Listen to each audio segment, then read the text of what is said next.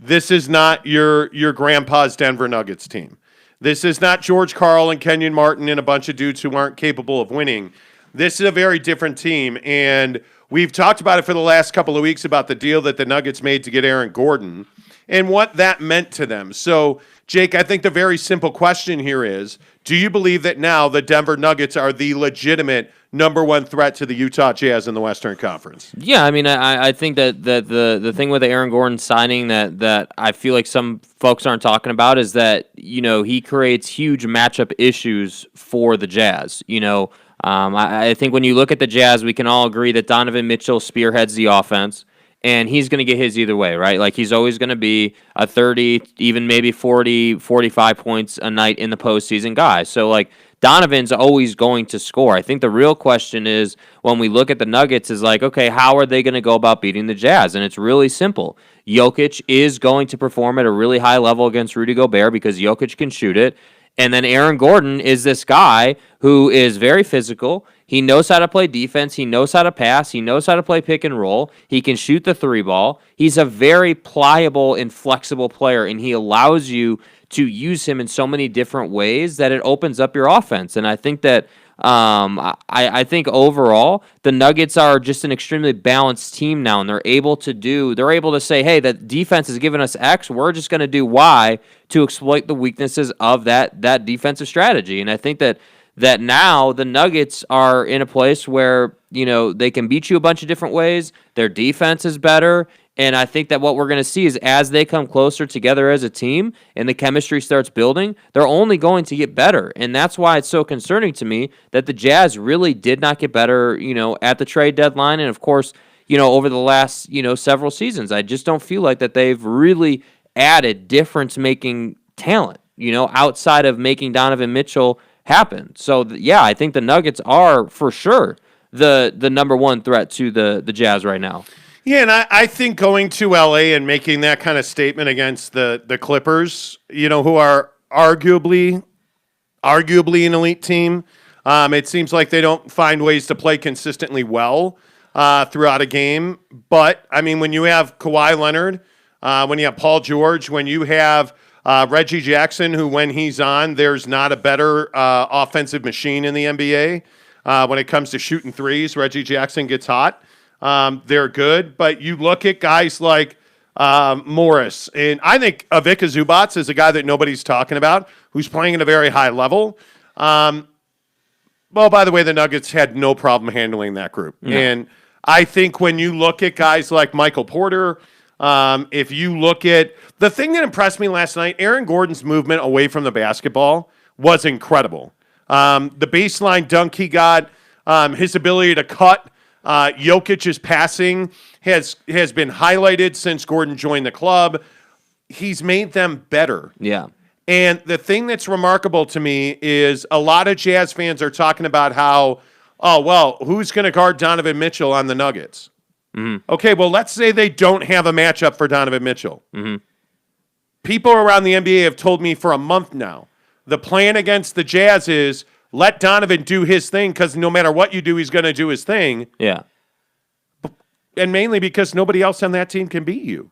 Like, if you look at the Jazz, too often it becomes Don and everybody else. Yeah. And this is why Mike Conley is a vital figure to this team. What's the lesson we learned in Memphis the other night? I think very clearly it is that Mike Conley can play this game at a very high level, even though he's 71 years old. He can play this game at a high what? Is Mike Conley not 71? Anyway, welcome to the haters' ball. The point is, Mike Conley can play this game at a very high level. I think they showed that even with guys like Bogey struggling, Joe Ingles can cover up a lot of that. They still shoot the three at an incredibly high level. I think you're getting really good performances out of Royce O'Neal. But what they showed is they can spread the ball around and they can win games against, I mean, how do I say this diplomatically, Jake? It was Memphis. Yeah. Okay? Memphis is not a world-beating club. No. Would they have been able to beat the Nuggets, the Suns, the Clippers without Donovan Mitchell? Probably not. But I truly think that they're They're a great player surrounded by a bunch of good players. Mm-hmm. And Ben Anderson at KSL wrote a thing about how Rudy Gobert deserves MVP consideration.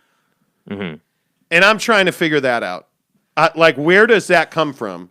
Because I've asked around about that. Mm-hmm. And I don't know one person who believes it outside of Ben, and I respect Ben Anderson.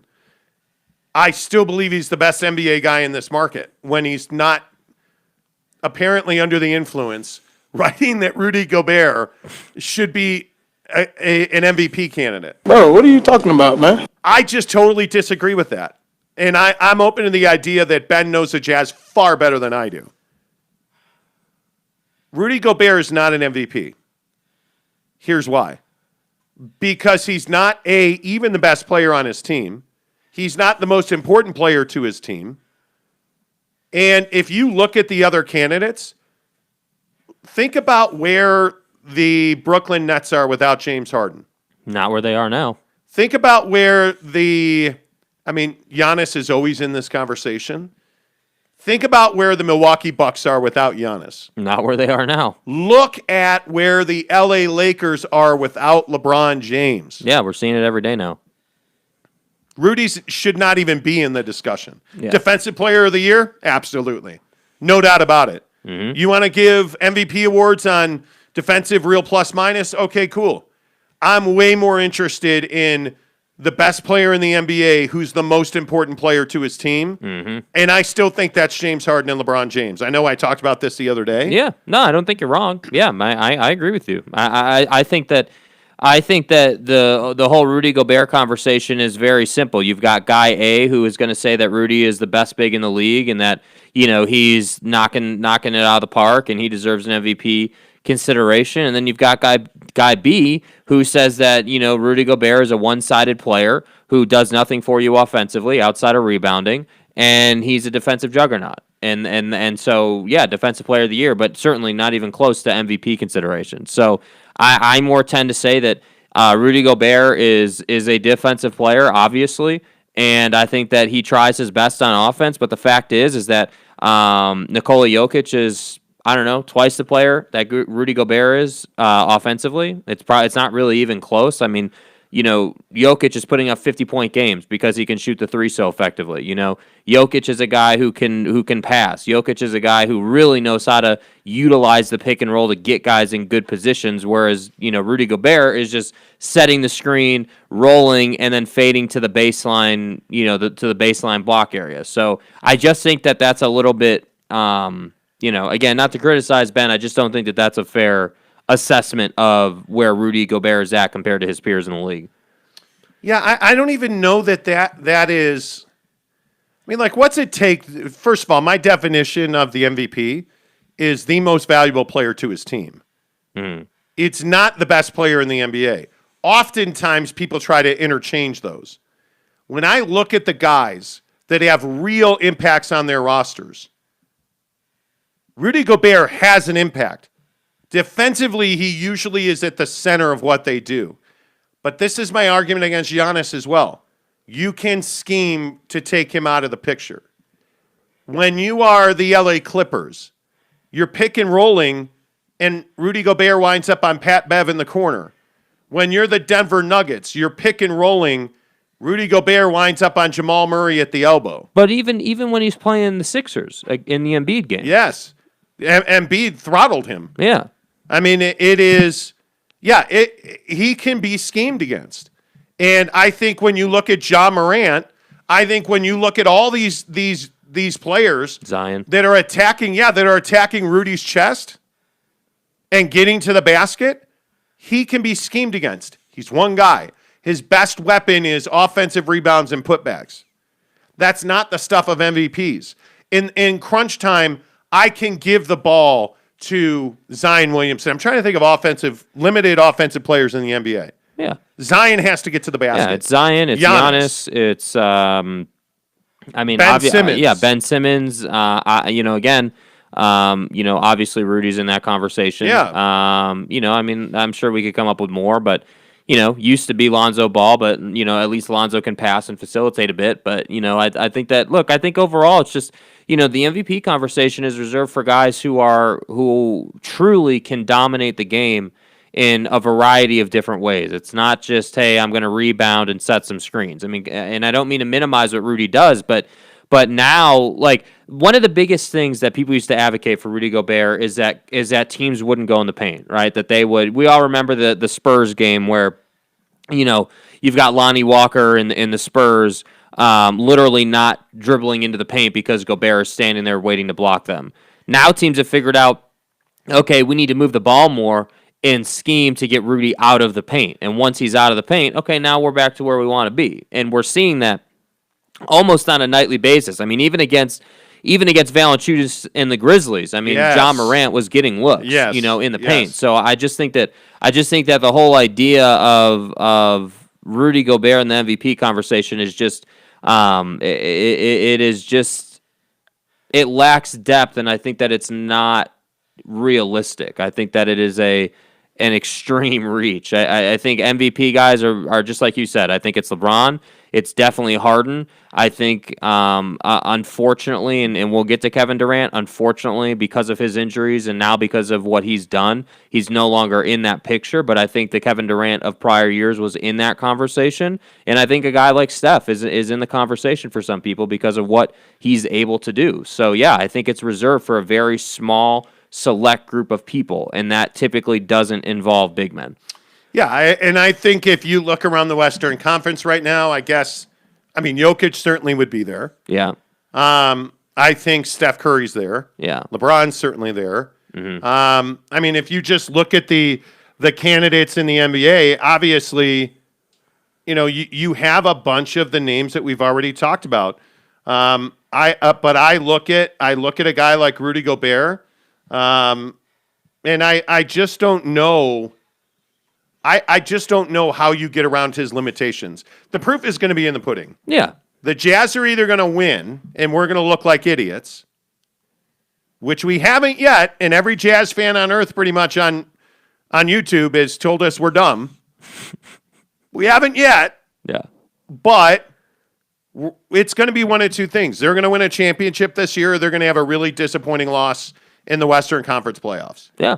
And it really is a matter of when they see the Nuggets, because they will see the Nuggets. Oh, they will see. Well, they will have to see the Nuggets, in my opinion. Yeah, they will. If they want to run the West, they're going to have to see the Nuggets. Make sure you hit subscribe and like right here on the old YouTube machine. Really helps the channel grow. If you're watching this right now, please give us a thumbs up. What's the most impressive thing about Aaron Gordon on the Nuggets to you? They go to L.A. last night and they win comfortably, and he was a huge part of their offense. Yeah. What's the most impressive thing for you? Well, I think it's the flexibility within the offense that Aaron Gordon has. So a lot of guys in NBA offenses, generally speaking, want the ability to shoot whenever they want. They want the ability to create their own shot and kind of have fun doing that.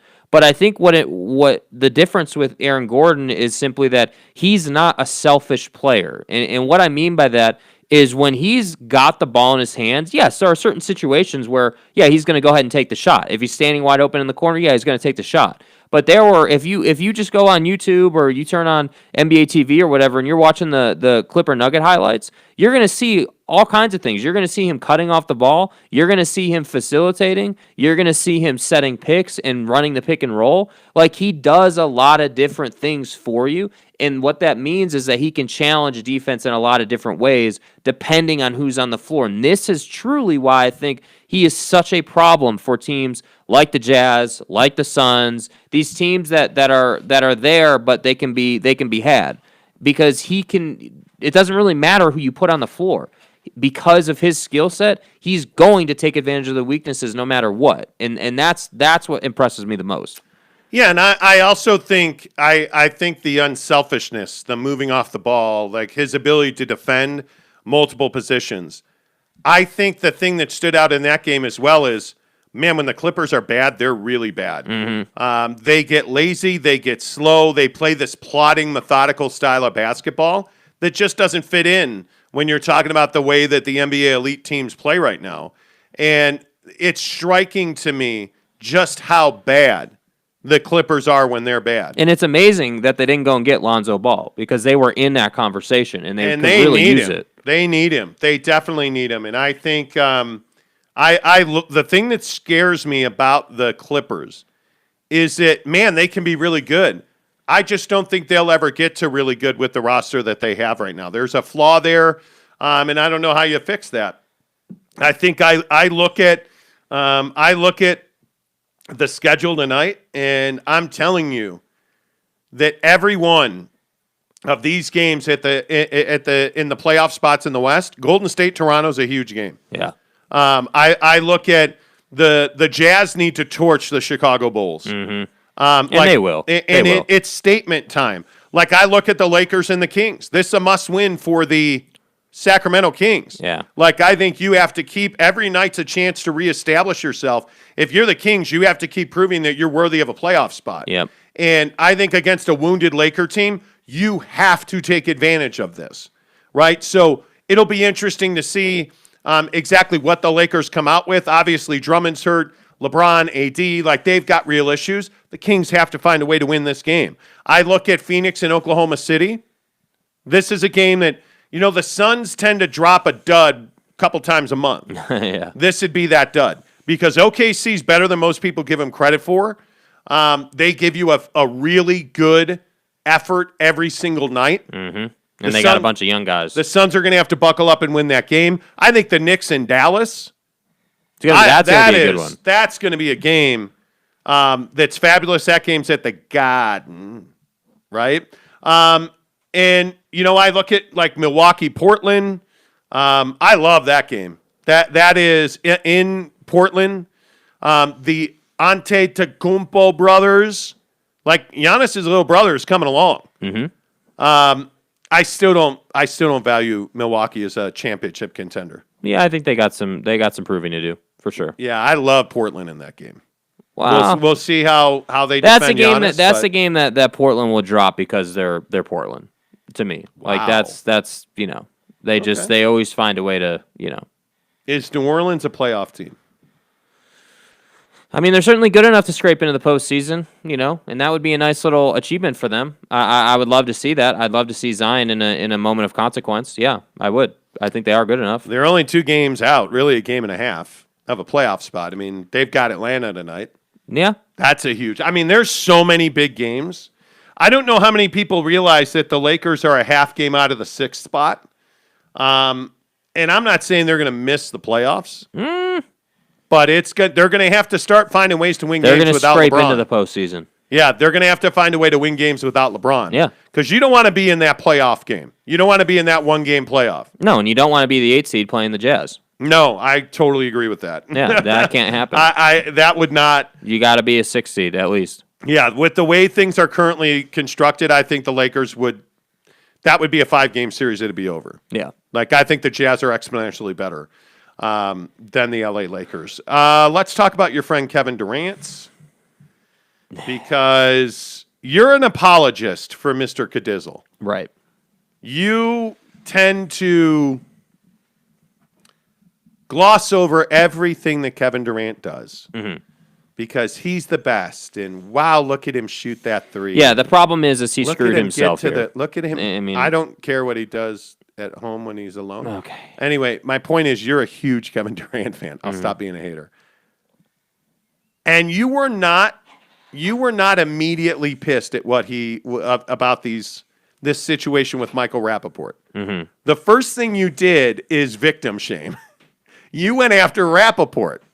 Yeah, well, I think that Rappaport is a loudmouth. I think that Rappaport likes to be in the center of attention. I think that Rappaport is a guy who likes to talk junk, and I think that does not justify what Kevin Durant said here. I want to be very clear. That does not justify the slurs. That does not justify like Kevin Durant going in on him.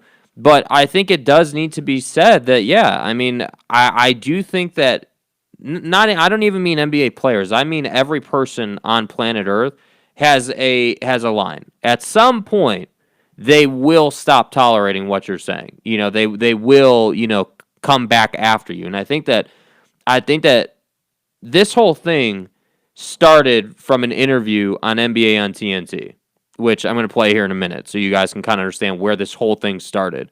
But I think the overreaching point and the thing that I'm most disappointed about with Kevin Durant here is that he has no ability to control his mind. I mean, you have zero ability to say, dude, like, this guy is just a hack. This guy is someone who's always running his mouth about something, and I got. Like, that's embarrassing if you're Kevin Durant. It's not acceptable. So here's a post-game interview from NBA on TNT, and this is what started all this drama right here. Hello. Go ahead anytime you're ready. Hello. I'll just be over I'm here. trying. No, go ahead. It's not doing it. I'm trying. You go ahead. Your game, trying to get back your timing and conditioning, really, to be honest, correct? Yeah. You know, Kevin, you've been on championship teams, you've been in the NBA Finals, and now you're taking some guys that have only made the playoffs. Like, what is the message that you send them on a consistent basis from day one to end of season? Come into work and be the best you can be every day, and the rest will take care of itself. Thanks a lot for spending a couple of minutes with us. We appreciate you. Yes, sir. Listen to this. And so, It was loud in that arena, we couldn't hear him. Yeah.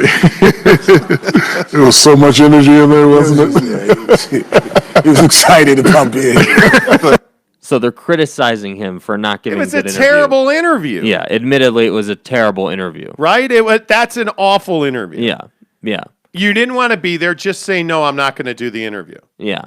But he didn't do that. Right. Instead, he does the interview. He gives one-word answers, essentially, doesn't put a lot of effort into the interview. And so what does Rappaport do? Rappaport goes after him and calls him soft and calls him all these names. Yep. And so then, of course, then we get the DM exchange. Yes. Which, obviously is what the main issue in this whole story is and what the more regrettable moment is.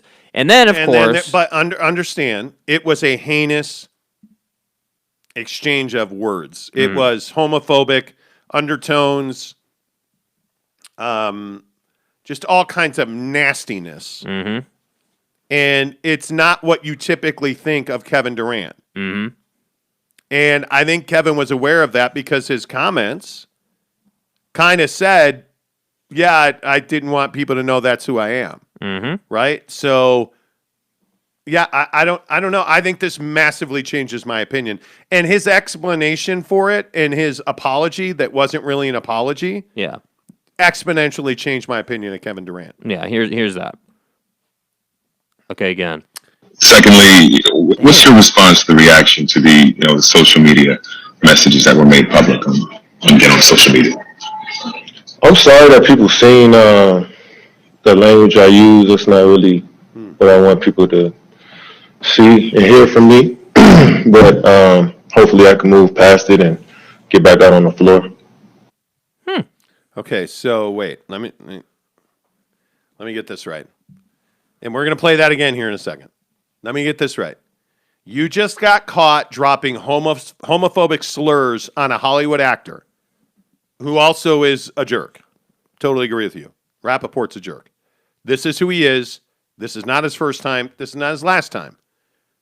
This is who he is. You got baited into this situation.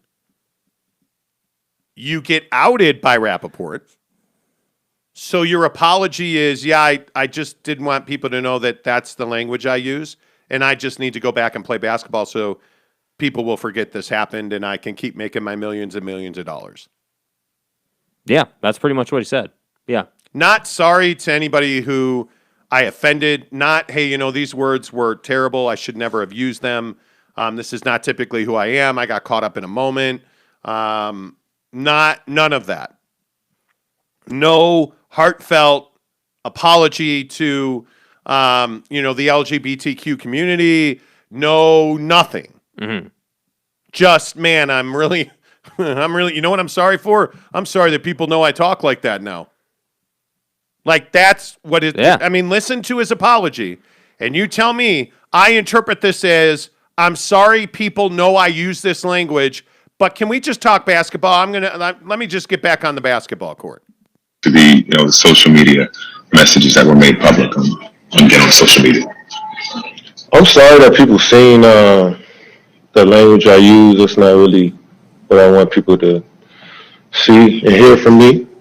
But hopefully I can move past it and get back out on the floor.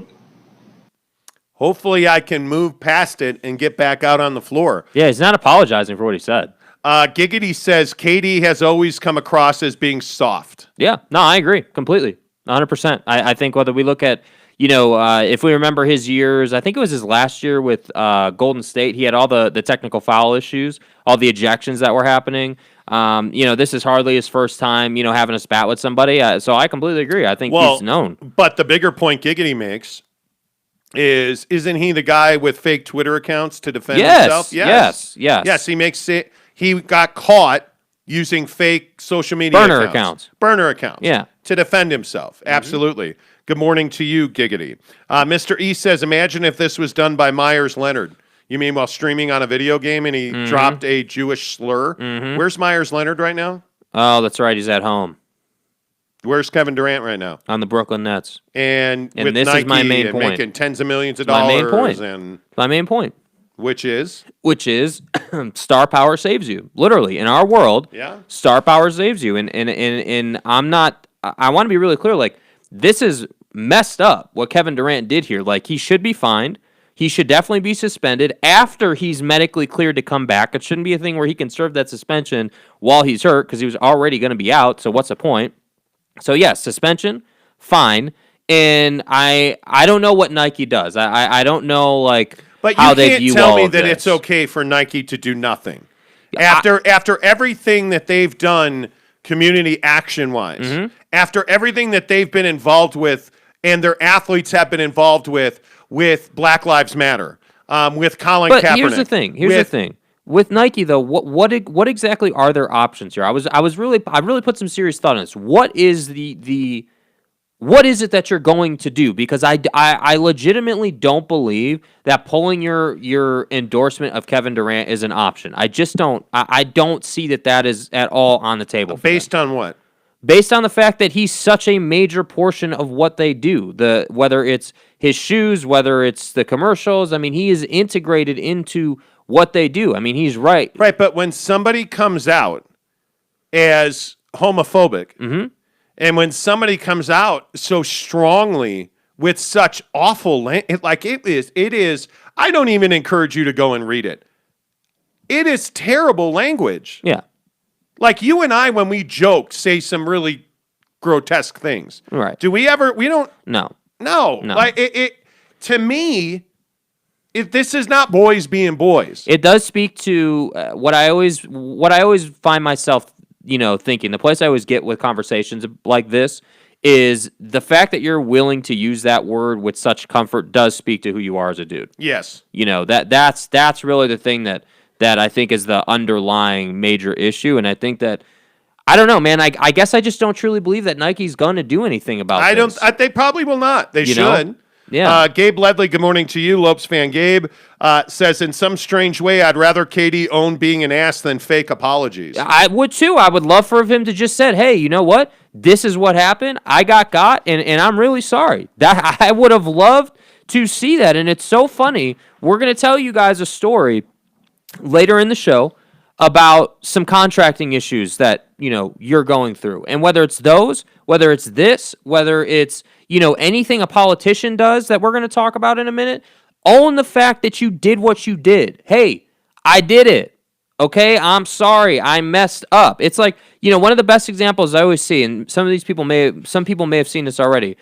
Eminem in 8 Mile, right? In the final rap scene where he just dominates and like lights the world on fire. The only reason he did that is because he owned everything that his enemy had against him. So you have nothing else to say. That's what these dudes don't get. If you're gonna get in trouble, just say, "Hey, I got in trouble. I'm really sorry. And here's what I'm gonna do to rectify the situation." But this is like, you're totally right. This is him just saying, oh, I'm sorry that now people know that I use that word. Oh, that's really unfortunate for my career. And it's like, dude, like, I love you as a basketball player, but now as a human being, you're really starting to make me question you.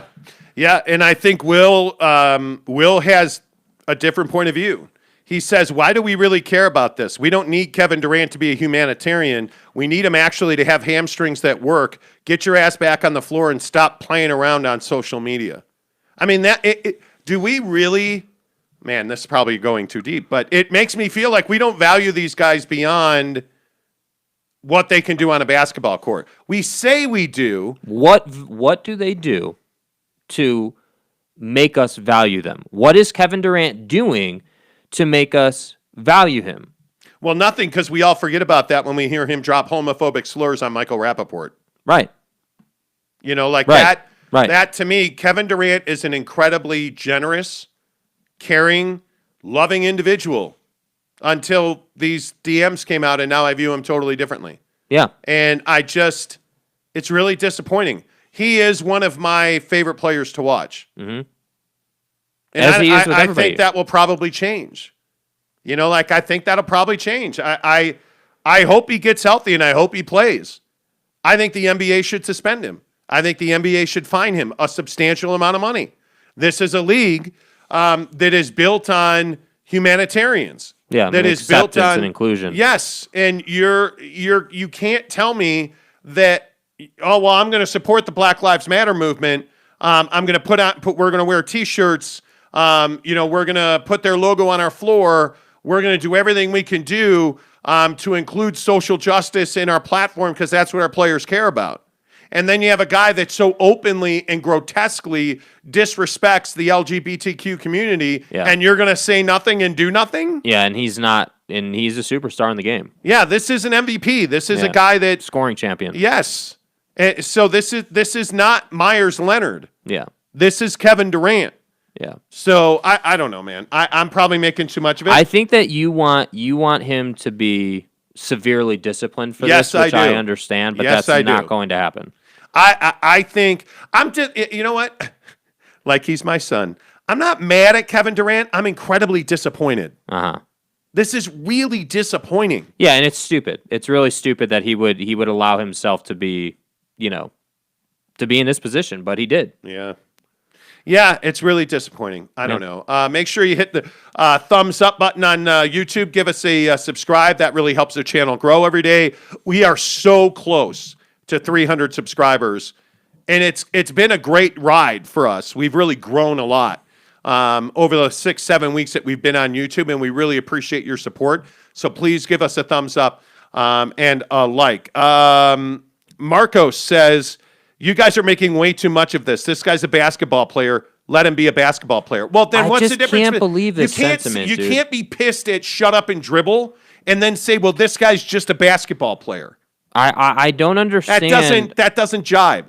I don't understand why NBA players are regarded in this light, but then when we look at the NFL, the guys in the NFL are Jesus Christ incarnate. Like I don't get it, dude. Like I really don't understand it. Like NBA players, maybe it's just people don't understand like how influential NBA players are. Not every kid gets the opportunity to suit up a helmet and pads and cleats and leg pads because they don't have the money, dude. Like, do you guys not understand how many kids in this country like can't afford to play football? No, so they do you go understand to basketball. how many kids don't have internet? Yeah, Do you dude. understand how many kids don't have, $220 shoes on the wall? Do you understand like the privilege that Kevin Durant has and every other NBA player has?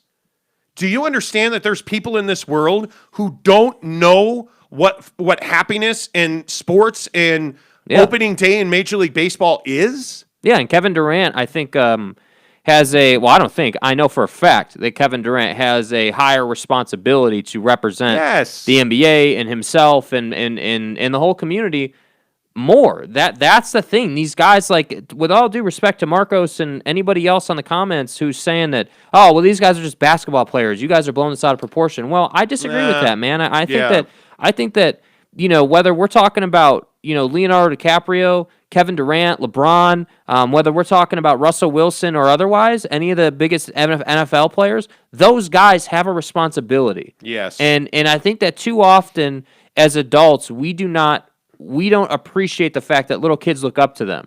And Jimmy now has to ask his dad what the F word that Kevin Durant used means. And that's a problem, man. Yeah. That's an absolute problem.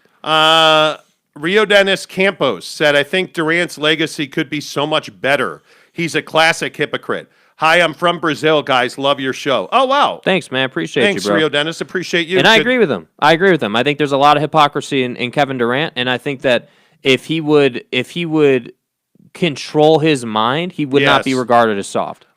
Sean, good morning to you. Sean Mierzinski. Man, I hope I'm getting that right. Sean's a regular listener. Appreciate you being here. This just shows that they get away with a lot more than normal people. If it was you or me, I'd be fired. Oh, my goodness. Without a doubt. Do you know what? Yelp wouldn't even hesitate. Yelp would not even hesitate. That's it. Like, our company is built on inclusion. Bro, if we dropped an F-bomb on a call on a business owner, gosh. we'll see you later. Good night. We'll see you later. Jackson, good morning, too. He says, that's why Katie's not a champion and Westbrook is. We're defining champions all wrong. Well, I would have a hard time believing what?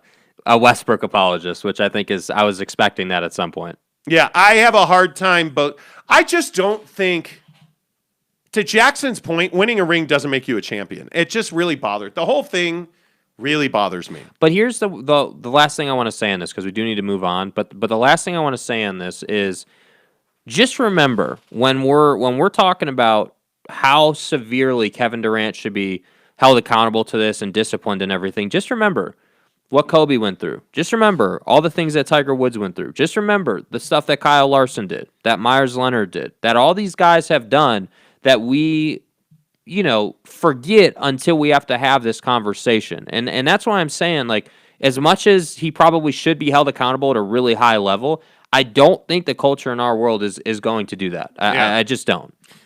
Yeah, probably not. I mean, I think what's interesting is you bring up Tiger Woods and you bring up Kobe Bryant. I mean, Kobe, I was covering the Lakers when Kobe went through that whole thing. Yeah. He was a juggernaut at the time. And you know, in what sense? What do you mean? Just so you remember, Kobe was flying back and forth from Eagle, Colorado to Los Angeles during the NBA playoffs. He was facing a rape trial in Colorado in the morning and afternoon, and then flying to LA to play for the Lakers in the playoffs at night. And he was performing. Mm-hmm. He was, just dominating on the basketball court. And he was lauded as a hero for that. Hey, look, look at Kobe compartmentalize and just like he was doing something special. Mm-hmm. He wasn't doing anything special. And I think, with all due respect and deference, because I think Kobe Bryant was a pretty remarkable human, but he was also accused of a heinous sexual assault that he bought his way out of. And we've all forgotten about that. Mm-hmm. Are we going to forget about that with Deshaun Watson? I don't know. Deshaun's not Kobe. Mm-hmm. But guys like that, they have more of a chance to get out of stuff like that than you or me do. Of course. I mean, that's the bottom line. Yep.